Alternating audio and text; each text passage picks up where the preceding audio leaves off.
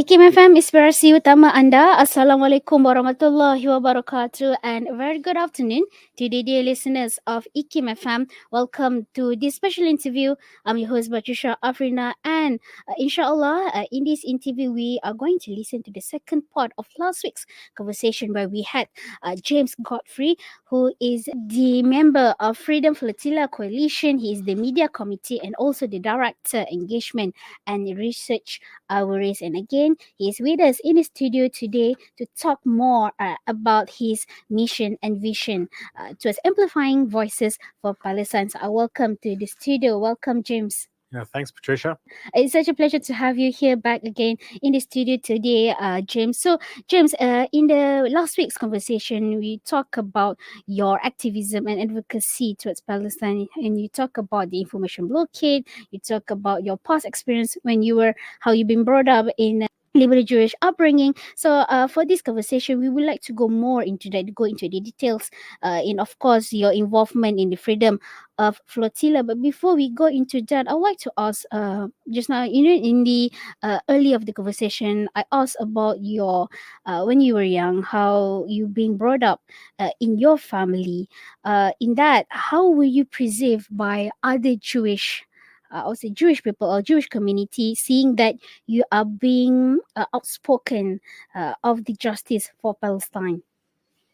Yeah, well, at the time when I first began speaking out against, I phrased as the hypocrisies which I experienced in the community with people in the Jewish community I was around, family members or extended family members and community.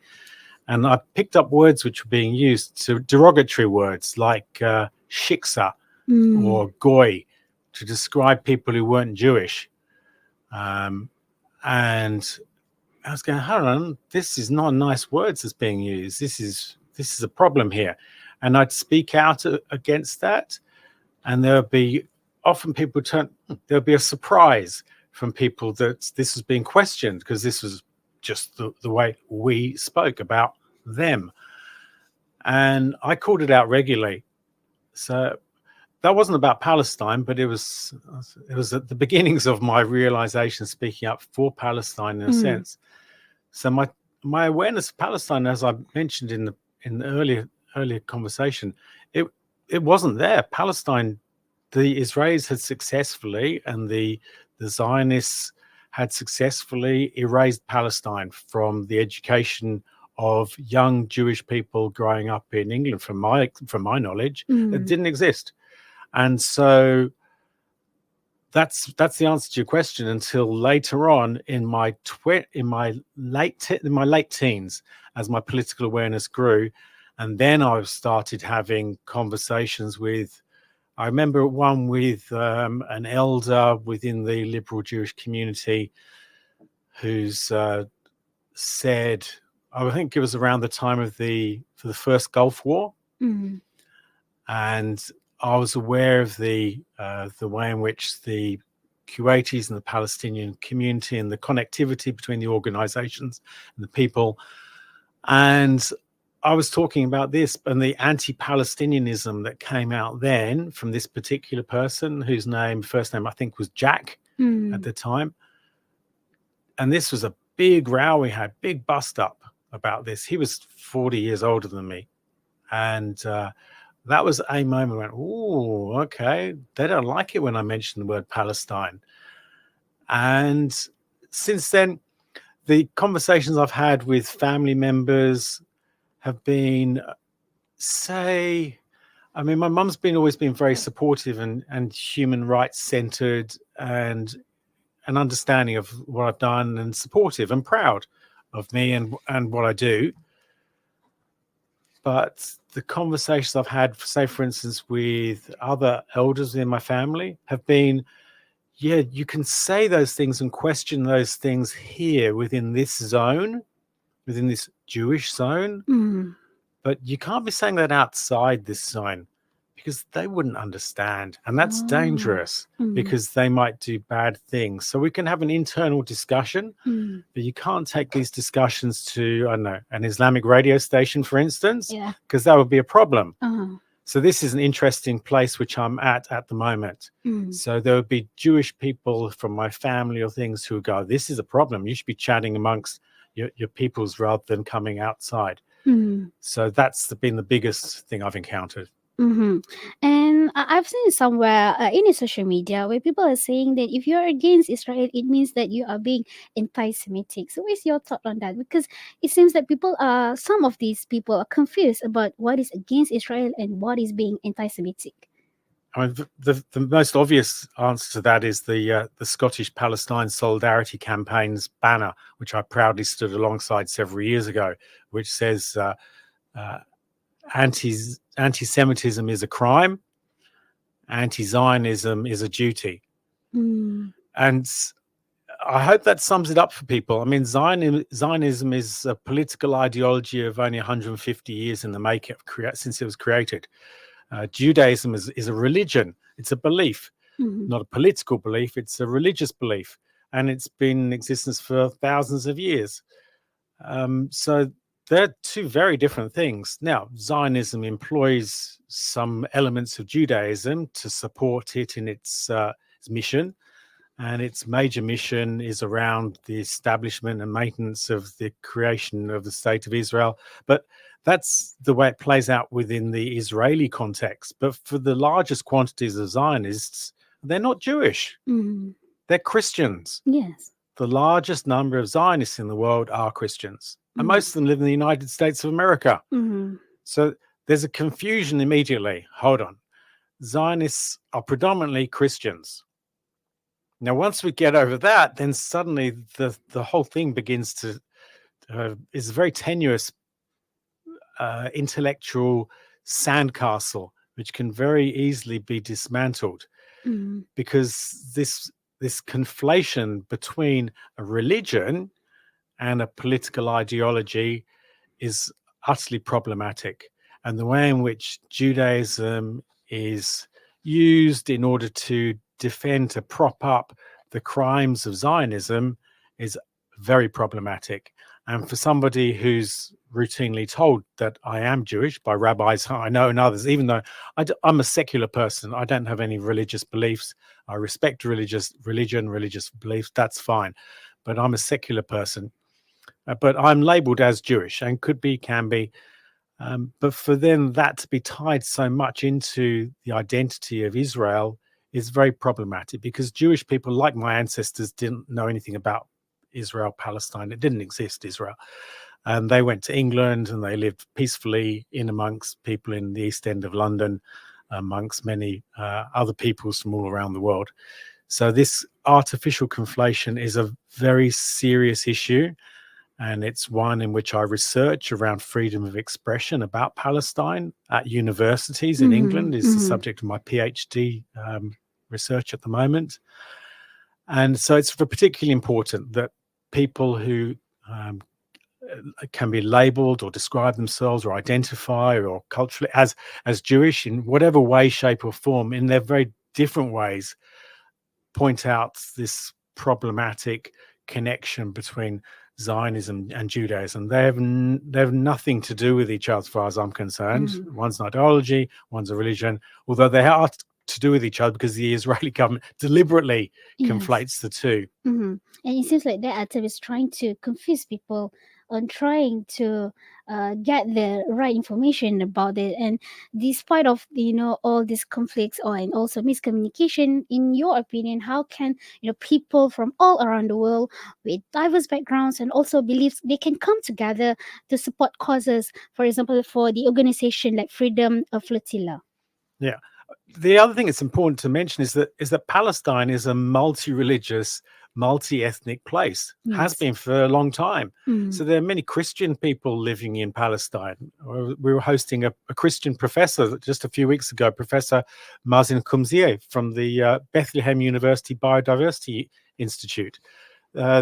So Jewish people are Palestinian as well. If you live in Palestine, if you're connected with Palestine, you're Palestinian, regardless of your religion. So it's really important to break down those stereotypes that it's only this people live there, or all these people only think in this way. There's a plurality of peoples, of languages, of cultures, of histories, of herstories, of theystories, which belong in the region, and we should celebrate them. And so this is where the Freedom Flotilla fits in very well, because we likewise are a diverse, a plural organization connecting with peoples all around the globe. So wherever you are on the planet, there's a local organization, either in your particular country or regionally, who you can connect with.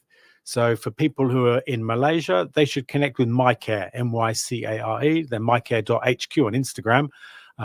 But connect with them, find out what activities they're involved with, what they're doing, how you can get involved as an individual wherever you are in Malaysia, whether it's physically or virtually, whether it's online, whether it's donating. There's lots of ways to get involved with its planning and its organizing around the Freedom Flotilla, with 4 boats, 3 large ships, 1 small boat on the water at the moment, preparing to sail to Gaza to challenge to break the illegal blockade. And we need your support, and we need people wherever you are around the world, of whatever religion you're from, whatever nationality you're from, whatever your age or background, get involved. So in Malaysia, MyCare is the people to go to.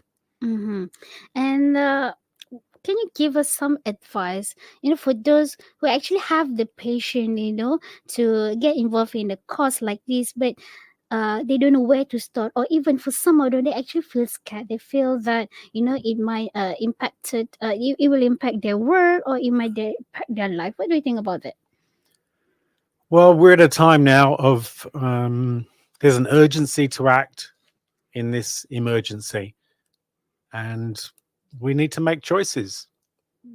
Sometimes you make a choice and it could have an impact on your future career, on your opportunities, but these aren't always negative. It can have a positive impact, and the failure to act, I think that many people would reflect in years to come, and they will go, and their children might go, what did you do during that genocide? Where were you? Why didn't you act? And if it's not you, then who will it be? And if it's not now, then when will it be? That is a very nice way you put it. And I really, it's very correct to use that term of genocide, because what we are seeing right now, the violence, the level of violence that we are seeing is, I would say, like no sane people will be able to bear it. And to know that Palestinians are very, very strong, they're very brave to go through that, and yet despite all the attack, all the things, the destruction that's been happening to them, they're still strong. They're fighting for their freedom. And talking about that, with all these efforts, it has been going for years. Do you think that we are being aggressive enough against Israel? I mean, yesterday, the one of the members of the UN's Independent Commission of Inquiry panel, Chris Sidoti from Australia, he described the Israeli military as one of the most criminal armies in the world. Human rights organizations from across the globe, international agencies, international experts are describing to us in real time the most heinous crimes of the modern era. What are the limits which you can put onto people's actions in order to prevent these crimes? What are reasonable responses to genocide? What is proportionate to react to these crimes? That's the question. What should be permissible? What should be encouraged for people to do in order to stop these crimes? We talk about issues, the common discussions around, say, self-defense. one-to-one self-defense. If someone attacks you, what sort of force is it reasonable for you to deploy? These are common legal concepts, which I'm sure exist in Malaysian law as well. And it would depend upon the type of force that was being used against you. And if you were trying to stop a crime, what sort of force or actions would it be legitimate for you to take in order to stop a crime from being committed? Now, these are some of the most serious crimes I've ever observed in my life, in my reading of histories in life. These are unfathomable, and they're being, by the second, by the minute, observed, witnessed in enormous detail. We're seeing this happening. We're hearing it happening. We are viscerally smelling it happen. Of bodies being burnt, bodies being dismembered, of people who have names, who are not numbers, but at the same time are numbers. So what are the limits as to what we should do? I'm not really sure what the limits are, because it seems limitless what the illegalities are that the Israeli regime is prepared to go to. So should there be any limits to what we do in order to stop it? This is a problematic question. It's a moral question. It's a philosophical question. It's an ethical question. And I think each of us need to answer it in their own particular ways, depending upon where we are in the world. But our job is to stop fueling the fire. Our job is to stop the support for this mass killing machine, which is the Israeli state. To stop the extermination, to stop the starvation, to stop the torture, to stop the use of starvation as a weapon of war, to stop the denial of humanitarian aid, to stop, we condemn these things. We're often asked, what do you condemn? These are the things we condemn. We condemn this use of war against people, this denial of freedoms which we believe to be universal. That's what we condemn. And whatever we need to do, whatever it takes, we should do it. But that will be dependent upon where you are in the world as to how you act and in the context which you act. So for Palestinian people, they decide where they are, what to do. Yes. Within Palestine, living under occupation, and wherever you are listening to this, then you will decide what's appropriate, what's right, what's proper for you to do in order to stop these crimes. And I think that, at the very least, showing this condemnation actually is better than being silenced, because being silenced means that you're okay with the genocide, with the attack that's been going on. And talking about condemnation, it is a form of non-violent resistance. From your own experience, in getting involved in demonstration and all, how effective is non-violent resistance effort against Israel? Yeah, silence is violence is the phrase is echoes in English very well. And so to be silent and that form of violence, when we talk about non-violence and violence, these are interesting, again, philosophical concepts as to what is violence. So silence is violence, and yet we do non-violent direct action. But we embed our actions in non-violence. That doesn't mean not doing anything. It means action. It's direct action. So it's not indirect. So it's action as opposed to inaction. It's direct as opposed to indirect, but it's non-violent. The reason why we use non-violence is we're not an army.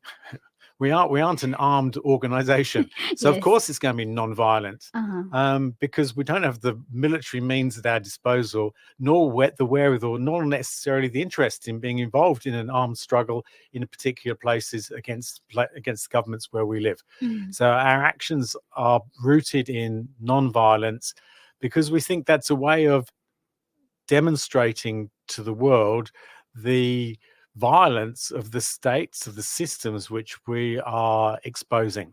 And as we deploy our non-violent methods, they are routinely attacked violently by the Israeli military forces and their allies. And so our system of non-violence, our modus operandi of non-violence, enables us to demonstrate the stark contrast there is between and non-violence, our desire for a peaceful society, a non-violent society where problems can be resolved without violence, and the desire of the current states, the powers that rule this world, particularly in Palestine, the Israeli occupation forces, that they thrive on violence. That's what they are. They are a violent entity, and non-violence is a mirror which we shine up to their violence, and we say, you look at us, we are non-violence, but have a look, you are the violent people. We come with love, we come with solidarity, with humanity, and we want peace, and they want war. I would like to go back in the previous conversation to talk about information blockade. I think it is something that is not well known of in Malaysia. Can you talk more in details about that? Yeah, the news from Palestine is extremely limited. The Israelis routinely have been attacking journalists. Just last night, they murdered an employee of MyCare. Anas Mohammed was murdered overnight. And there's a moment of reflection and mobilization then, of course, in the wake of his murder. Hundreds of journalists have been assassinated by the Israeli occupation forces. The media networks, Al Jazeera, has been banned from operating in occupied Palestine, although they still have journalists in Gaza, of course. And the Israelis block the internet access, the Wi-Fi. They've controlled it all the time. This is part of their ongoing occupation of Gaza, which has existed. Hasn't been a free Gaza at all. They control everything, including the airwaves and the ability of people to communicate information. But the information blockade extends beyond Palestine and extends to the rest of the world through the Israeli media talking points, the Hasbara, the propaganda from the Israeli Ministry of Foreign Affairs. And they have a playbook where they say, in response to particular events, they run down a particular list of how they respond. They deny it existed. They blame somebody else. They might offer a weak apology. They've promised it. There's a playbook. It routinely happens time after time. And it's because people are often prone to accepting news packages, the news information that is packaged to them in an easy to use format. And this is part of the attack on the media organizations in the world, and why it's so important to protect progressive media organizations who are doing the hard work, who are actual journalists, as opposed to journalists who are being forced a low pay to regurgitate information that arrives in their inbox and being controlled by their puppet masters to say, yes, say this, or, oh, don't question this. Our advertisers will be upset if you say these particular things. And so there's an information blockade in that only certain type of information is allowed to travel. It's a bit like the freedom of expression, which is what I study as well. As Professor Mondrial talks about, is that there are terrains through which freedom of expression flows. And this freedom of expression about Palestine is one of them, is that there are obstacles which are put in the pathways of freedom of expression, which means that some expression can travel more easily and some can hit blockages and not be able to move. So it's important for us to break the information blockade, to remove those impediments to the freedom, to the information from Palestinian people, from organizations like our partners, We Are Not Numbers, who are a group of young writers in Gaza who write about their experiences of living under blockade, of life in Palestine, what it is to be human rather than a number. And it's up to us to amplify that, to remove the blockages in this flow of information so that Palestinian voices and experiences can be shared respectfully with the permission of the authors whose stories which are being told.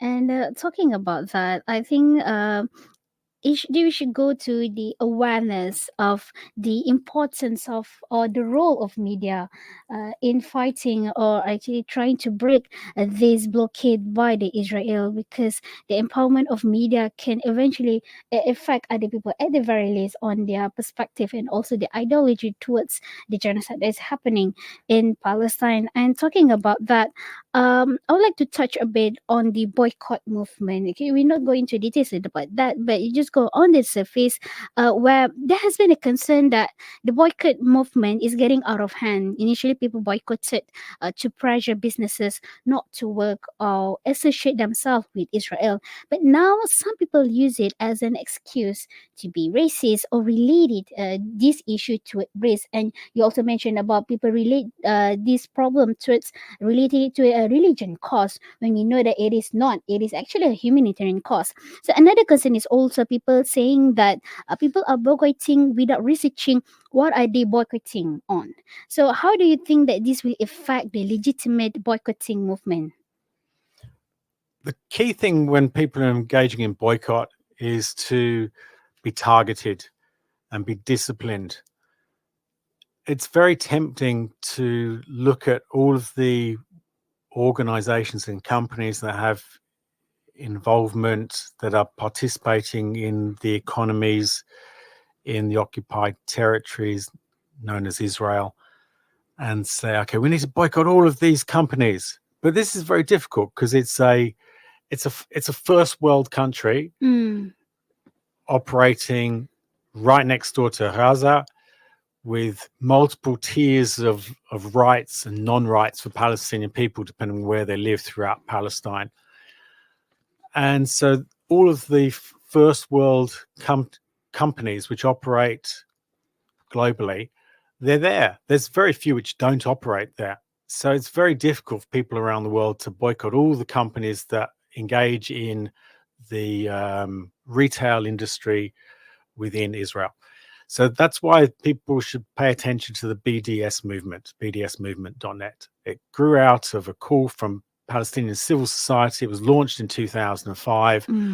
Tens of Palestinian organizations, individuals came together, and it determines through its national committee, its organization, which are the key international targets. So these are targets like Puma, the sports company, like Hewlett-Packard, and there are many others. But these are all on the BDS international website. And so people can should focus their attention on these companies. They always have alternate companies which you can then be procuring your services or your materials from. And locally in Malaysia, there's an organization, BDS Malaysia. So for people in Malaysia, check out BDS Malaysia.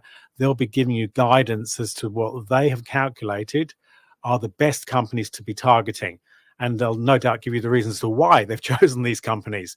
And there'll be opportunities for you to be involved with organizations like BDS Malaysia, I'm sure, to make some suggestions, say, oh, this could be a good target, and then to have this discussion which can be worked out amongst the organization. It can be very rewarding for people to be involved in BDS work. It's something that individuals can do, but also a few people can do together. You could make your house an apartheid-free zone, in terms of, we're actually not going to allow any materials which are produced by Hewlett-Packard in our house. But but hold on, I have a Hewlett-Packard computer already. No, don't destroy it. You could sticky over the label of it saying Free Palestine. You could take a photo of it and send it to Hewlett-Packard on its social media, or likewise with your shoes, and you could declare your house to be an apartheid-free zone. And there's all around the world, there are these zones being set up, hashtag apartheid-free zone.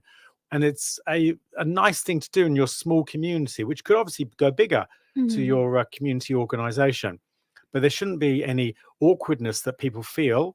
The awkwardness and embarrassment should be felt by the companies that are profiting from these crimes, from these human rights abuses. And often they're interconnected. It's not just about Palestine. They're often environmental vandals. These same companies are extracting, like Chevron, for instance. Chevron, which bought Noble Energy, which controls the gas and mineral fields off the coast of Gaza, Chevron is involved in environmental destruction, not just in Palestine, and stealing resources from Palestinian people, which ideally would be left in the ground to save our planet from cooking. But the same Chevron has responsibilities for destroying rainforests around the world, for attacking local communities around the world. So its pillaging in Palestine is commensurate with its deforestation throughout the world as well. And so finding those connections and making allyships with organizations who care about the environment as well as about human rights are very important. I think I like the effort of genocide free zone. I think it's a good way, especially for the apartheid free zone. But maybe a genocide free zone is another one. I'm not sure, but yeah, we should definitely have genocide free zones. Yes, it's a great way for the parents to teach their children about the issue. And talking about that, in your opinion, how can we apply more pressure on Israel, and especially, and how can we make sure that this can be sustained over a long term? The connections between countries, the friendships between peoples, very often we're put into silos, that we live within these particular national boundaries. You'd be very familiar in Malaysia. I was at the National Museum the other day, the way in which the people, sort of my people, drew the artificial lines and broke up the provinces and did deals, and the Dutch did the Portuguese, then the Dutch, then the British, then the Japanese, then the British. You know, they tried to draw different lines to push peoples against peoples. So this is something we need to break down as people, individuals. And so I think this cross-border, this transnational actions, which we're involved in the Freedom Flotilla, hopefully encourage others to do this, either with the Freedom Flotilla in whatever way they can. And as we are reaching the end of this conversation, I would like to leave you with one last question. You know, with all this participation, with all the efforts in trying to against the Israel, do you think that we are already on the path of winning? I think that the Palestinian people are leading by example. Their ongoing resistance, their steadfastness, the unity which there is in the fields is a beacon to us all. It's lights which will never be put out. These are people who are fighting for liberation, for their dignity, and that can never be extinguished despite anyone's attempt to exterminate them through a project which is based on privilege and discrimination. And we are closer than we've ever been to Palestinian liberation. And we hope that our small efforts and modest efforts as the Freedom Flotilla Coalition of sailing these ships, our boats, physically people putting their bodies on the line to challenge the illegal blockade, is a part which people can participate in and will contribute ultimately towards exposing and breaking the blockade and towards there being a free Palestine. And with that being said, I would like to thank James Godfrey for his insight onto this topic, amplifying voices for Palestine. And for the last 36 minutes, you've been listening to his sharing about ways that you can do if you want to get involved. Thank you for listening to us, and be sure to tune in to us next week for more interesting conversation. So stay tuned to IKIM FM,